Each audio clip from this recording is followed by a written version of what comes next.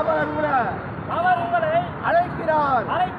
பரலோக ராஜ்யத்துக்கு, இயேசுவின் மகா ராஜ்யத்துக்கு, அந்த ஒளியின் ராஜ்யத்துக்கு இயேசு கிறிஸ்து உங்களை அழைக்கிறார். உங்கள் பாவங்களை விட்டு நீங்கள் மனம் திரும்பும்போது உங்கள் பெயர் அவருடைய ஜீவ புஸ்தகத்தில் எழுதப்படும்.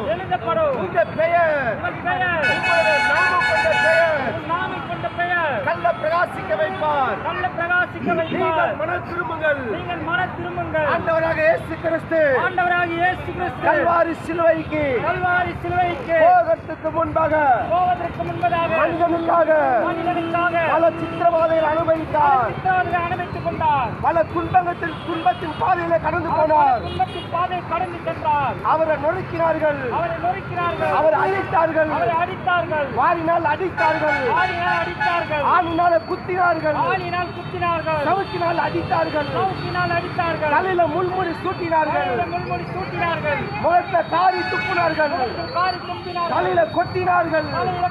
ஒரு மகா பெரிய தெய்வம், உலகத்தை அவர்தான் படைத்த தெய்வம், மனிதர்களை படைத்த தெய்வம், இப்படிப்பட்ட தேவன் இயேசு ஒருவரே மனிதனை அவதரித்தார். எந்த அற்புதங்களை செய்தார்.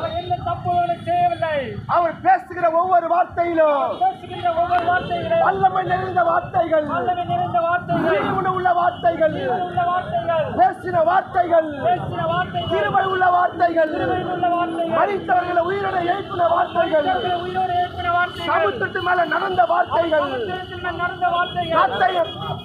கடலை அகற்றின வார்த்தைகள், ஜப்பானில எழுந்து நடக்க செய்த வார்த்தைகள், 38 வருஷம் வியாதி உள்ள எழுந்து நட என்று சொன்ன வார்த்தைகள், அவர் வார்த்தையில் அற்புதங்கள், அவர் செய்கிற அதிசயங்கள், அவர் செயலில் வல்லமை உடையவர், அவர் மகத்துவம் உள்ளவர், அவருக்கு நிகராக எதுவுமே இல்லை. பூமியில் ஒருவரும் இல்லை. இயேசு ஒருவரே சகலத்தை செய்ய வல்லவர். மனிதனால் கூடாதது, தேவனால் எல்லாம் கூடும். இயேசு ஒருவரே பரிசுத்தர், பெரிய தெய்வம், நம்முடைய ஒளியின் ராஜ்யத்துக்கு அழைக்கிறார். நீங்கள் பாவத்தை விட்டு மனம் திரும்புங்கள். இயேசு கிறிஸ்து உங்களை நேசிக்கிறார். இயேசுவை சொந்த ரட்சகராய் ஏற்றுக்கொள்ளுங்கள். இயேசு உங்களை நேசிக்கிறார். கல்வாரி சிலுவையிலே இந்த தெய்வம் உனக்காக, உன் பாவங்களுக்காக, உன் சாபங்களுக்காக, உன்னுடைய அக்கிரமங்களுக்காக இயேசு சிலுவையில மரித்தார். கர்த்தர் 3ஆம் நாள் உயிர்த்தெழுந்தார். ஜீவிக்கிறார். அவர் ஜீவனுள்ள தேவனாக இருக்கிறார். மீண்டும் வரப்போகிறார். 1000 தூதர்கள் வரப்போகிறார். இந்த பூமியில நடமாடுகிற எல்லா மனிதர்களுக்கும் தேவன் ஒரு நியாய தீர்ப்பு எழுதி வைத்திருக்கிறார். காலத்தின் நியாய தீர்ப்பு எழுதி வைத்திருக்கிறார். மன திரும்புங்கள். பரலோக ராஜ்யம் சமீபமாக இருக்கிறது.